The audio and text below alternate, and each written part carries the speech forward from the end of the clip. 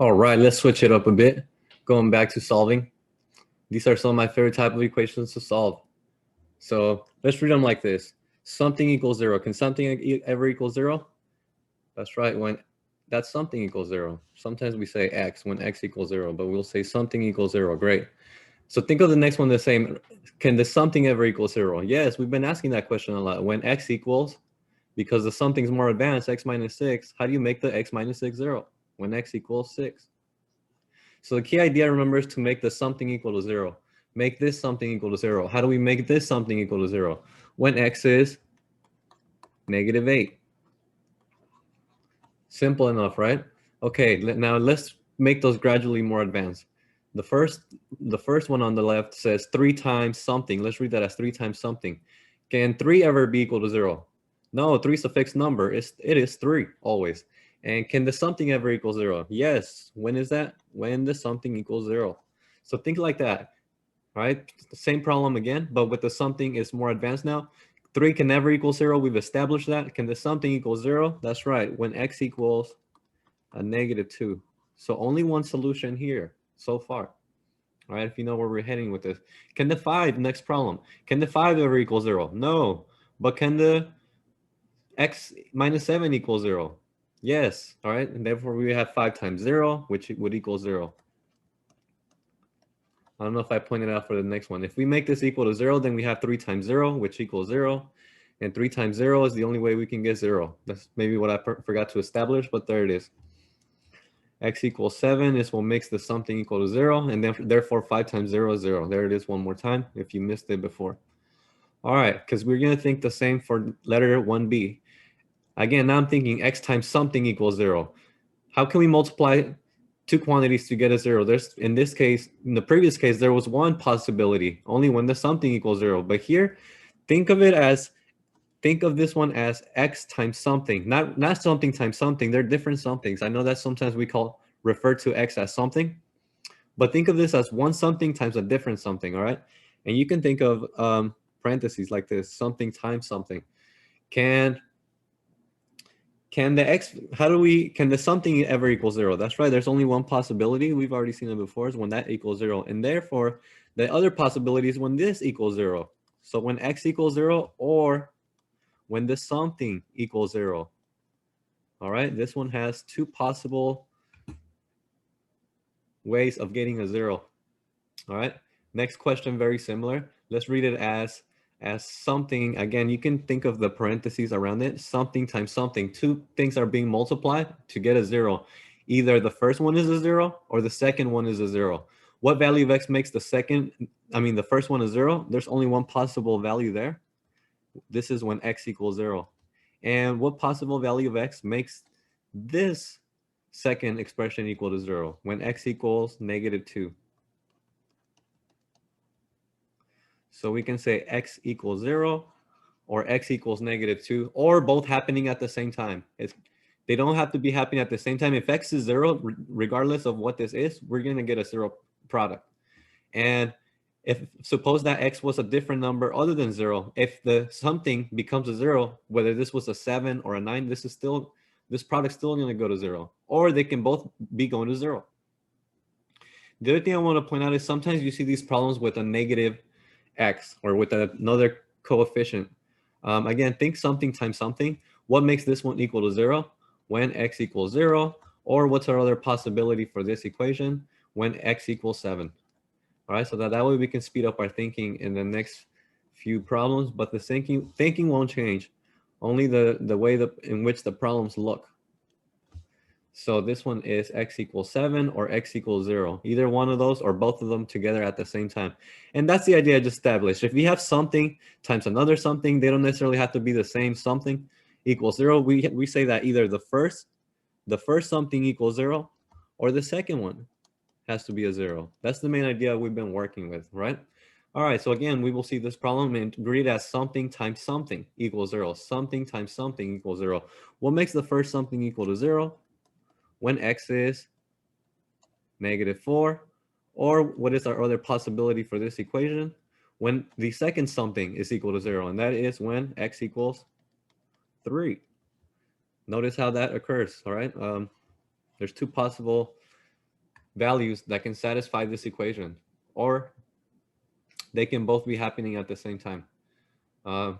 Next one, again, has two possibilities. Either the first something equals 0 or the second something equals 0. What are our two solutions for this one? We have a value of x equals 2 for the left side, or x equals -8. Very easy to do in our head. That's what we want to think about these in the future. There's no need to show any work, since we're thinking about it in our head. All right, something times something equals 0. Either the first something is 0 or the second one is 0. What value of x makes the first something equals 0? It's a 6. Or what value makes the second something, the second expression, a 0? It is a 10. And notice that, yeah, sometimes I'm going to write the 0 on the left side. So that doesn't really matter. They're equations. They could be on the left side or the right side, like in this case. What makes the first something equal to 0? -9. Or the second something is 0 when x equals 11. Those are two possible solutions. And notice I was going to write here, I think I was going to write x plus 8, but I want you to see that this is no different. What makes the first something equal to 0? It is when x equals 0. And what makes the second expression, or the second something, equal to 0? When x equals 1. And what I'm trying to point out about this one here is that this one's just the same as the type of examples we did in a previous part. X plus 0 can be rewritten as just x, right? X times x minus 1. We did these types of equations up here like that. They're the same type. All right, so you can think about it that way. That's great.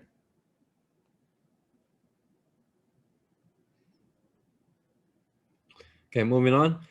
They can just get a little bit more advanced, but look, it's still something times something. There's two things that have to be equal to 0. Maybe I'll write a little bit more for the first one, but remember that our goal is to make this one, I'm going to go back to my color.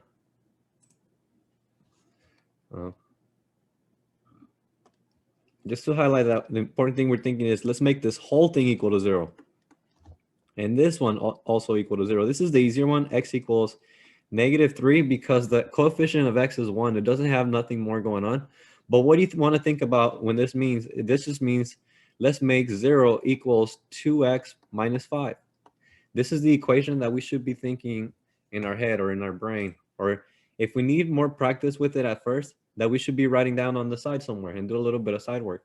I'm going to encourage you to try to do this in your head. The way I encourage you to think about it is, let's undo the -5 and then multiply them by 2. Let's do that a little bit slowly here on the side. How do you undo subtracting 5? Or how do you undo a -5 with a +5? And next thing is, how do you undo multiplying by 2?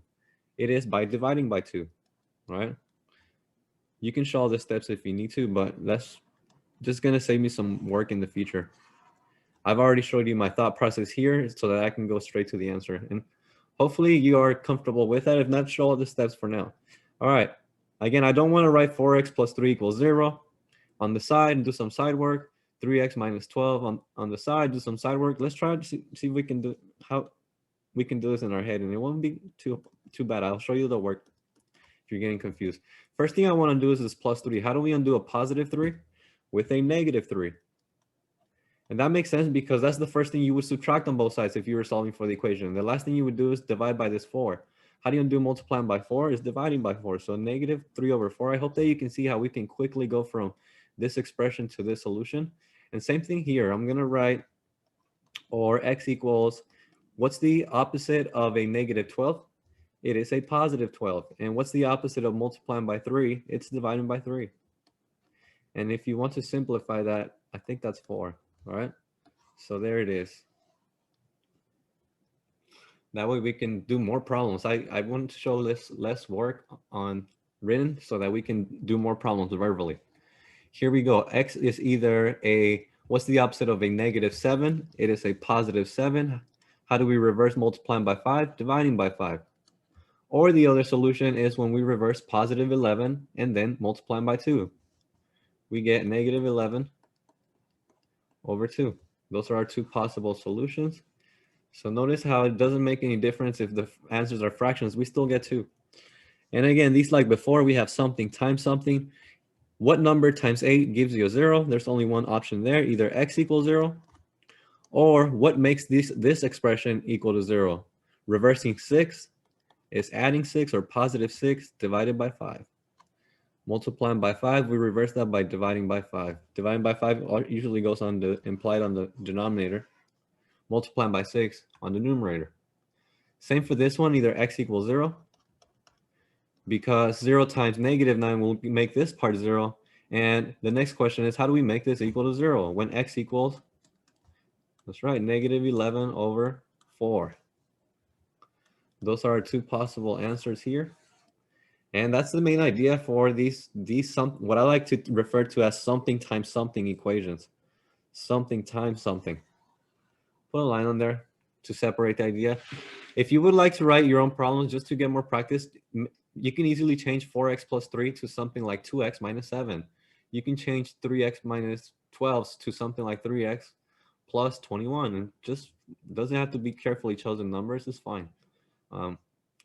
So the next idea I want to talk about, and last thing for this video, is distributive property. So this one does have a fancy name. If you do want to write it, it's the zero factor property, or zero product property, I'm sorry, zero product, right? And the other property you're probably very familiar with is distributive property. I want to emphasize, I've done this before, and maybe I'll make a different video about this for this particular example, but yeah, maybe I will keep this color. So for example, the first one that says here on the left, x times x plus 6, my students have seen this before, x times x plus 6, and that representing the area of two rectangles. You know, if you've seen that, if you're familiar with that lesson, I have shown in this before, but we're just going to do this for think of it as an operation. We won't be drawing these rectangles and squares every time. And another example that I've shown my students before, even before this activity, we've done stuff like x plus 6, and this one is the x minus 2. So we calculated those areas before and adding them. And this is just kind of reviewing what we need for this lesson, really. So let's see what that would look like. And I probably will use a different color for this one. Let's go with that. So what I mean by distribute is make sure that we take this factor of x and multiply to each term inside the something, inside the bigger expression. So what two terms would we get? The first one would be x times x, giving us x squared. And then the second one would come from taking x multiplied by 6, and it's positive 6. So x squared plus 6x. That's the way we represent that product. And there it is. For the next one, I'm going to use, I guess, let's use this pink.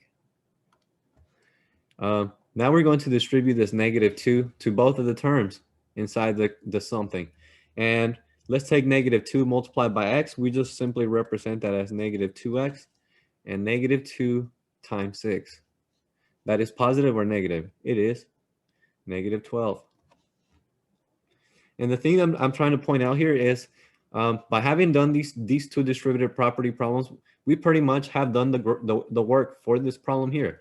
Let me highlight it. In pink, we have the -2. Remember, we did that. But first, we started by distributing the x. So what two terms, let's do that separately. What two terms do we get when we distribute this x to the x plus 6? We've already written them before, so I'll just rewrite them again. We get the x squared plus 6x. That's what I'm trying to point out. Because we do start with these type of expressions, and we evolve them to become something like this. And I'll keep my color code going. Minus 2x minus 12. Again, that came from distributing this -2 to both of these terms. And last thing to do is just combine any like terms, simplify any terms that can be simplified. In this case, these two. 6x minus 2x will give us a positive 4x. -12 remains the same, and so does x squared. And this is the main thing that we want to get at. This expression, once it's multiplied out, gives you 4 different areas, which we have seen visually. And when you combine them, it's just a total of 3. Two of those combine, not 100% of the time, but a lot of the time. All right, so let's move on. Let's do the same. Maybe I'll keep the color code for the next few, but I do want to remove that. The first distributing the x to the x minus 7 term, x times x would give us x squared. And now we need to distribute the x to the negative 7. So minus 7x minus 7x is what I meant to write. Now let's switch the color since we already distributed the first two. To a positive 3 is the next thing to be distributed. So positive 3 times x is positive 3x. So always write the symbol so you can easily see what to do. And positive 3 times negative 7, it's a negative 21. Really be careful with the symbols here. One wrong, incorrect symbol makes the whole thing not the same expression. So combining the things that are alike, again, you'll see is these two. X squared remains the same. Negative 7 plus 3. The coefficients give you a negative 4. And then minus 21 has no like term. I know that a lot of you know a shortcut for this, and that's not the point of this video. Of course, I know the shortcut. My goal is to show the shortcut and a few videos coming up, maybe within the next 5, right? But if you know the shortcut, that's fine. Skip showing all the work. That's what I would recommend. All right, so maybe I'll go a little bit faster here, all right? Just so I won't switch color. Let's distribute this one first. We would get x squared plus 2x. Check to see if that's what you would got. You would have gotten, or you got in your head mentally. I don't know how you're checking this. And then I'm going to distribute the positive 6 plus 6x plus 12. All right, those are the two terms that I would get. Combining these two would give us a positive 8x plus 12 plus x squared. And then same process here, x squared minus 8x plus 9x minus 72. And just like in the previous problems, we can combine those. Negative 8 plus 9 is positive 1x. I don't like to write positive 1x. Maybe I will. I don't know. Positive 1x. Let's do that. Minus 72. But remember that that's the same as x squared plus x minus 72, which is the standard convention. And had that been a negative 1x, then this symbol would just change to x squared minus x, all right? So that's what you will probably be seeing most often. All right, I probably want to end it here since this idea is very simple and I don't know, this not very conceptual. I would have spent more time doing this, but I did want to point out some special cases. Maybe I won't go over them, but I'll talk about why they're special, and then you can multiply them out on your own, all right? And maybe I'll write the answer below it without showing all the work, actually. This one is special because what do you notice about the two somethings? It's still something times something, but what's special about these is that they're the same. So what this means is that this is a perfect square. This can also be written as something squared, and that's x minus 7. That's very powerful for what we will be doing with this soon, all right? And the answer to that, this also becomes, if you did multiply it out and use distributive property, that would become x squared minus 14x plus 49. And again, if you need to show the steps, do so right now. I won't be doing that at this point. Maybe for this one actually, but I don't know. This one's also special because what do you notice? This is also a special square. What special square is that? It is something squared. What's the something? X plus 8. And that would be, if distributive properties applied to this, would also be equivalent to x squared plus 16x plus 64. All right, and rather I would ask you, how did I get the 16 from this expression up here? How did I get the 64 from this expression up here very quickly? And same thing here. From the negative 7, how did I get a negative 14 very quickly in my head? And how was I able to figure out negative 7 to a positive 49? All right, and the last special case, I guess I will work this one out. We will get, when distributing this one, we get the first two terms of x squared minus 5x. And distributing these two will give us the terms positive 5x and negative 25. And the reason why I wanted to write it out so you can see this, if you don't quite visualize it in your head, that's, what quantity is this? That's a 0. So this just simplifies to x squared minus 25. This is a very special case in mathematics also. So those two cases are very special. This is not a perfect square, however. Be very careful. Is the x plus 5 the same as is the x minus 5 the same as this x plus 5? This is not a perfect square. although this one is. This is a perfect square, and that's very powerful for this course. And so is this one.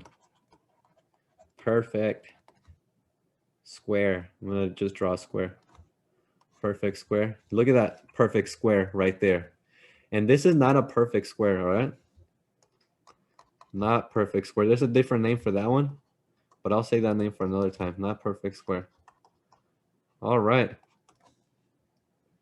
That's the gist of what you need to know about zero product and distributive properties.